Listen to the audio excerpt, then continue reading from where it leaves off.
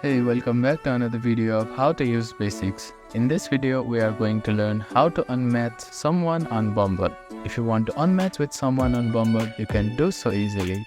Here's how. Open Bumble application. After that, tap on the chat icon located on the bottom right corner of your main screen. Now, find the profile of the person you want to unmatch with and tap on it to open the chat window. After that, you can see your three dots at the top right corner of your screen. Click on it and you can see Unmatch option there. You can also choose Unmatch and Report option. Click on it. After that, confirm it once again. Confirm your choice and you will be unmatched from that people.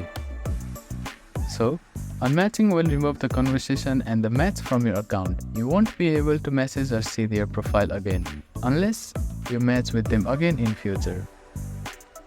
If you feel that someone is violated Bumble guidelines, you can also report them while unmatching. By following these steps, you can easily unmatch with someone on Bumble.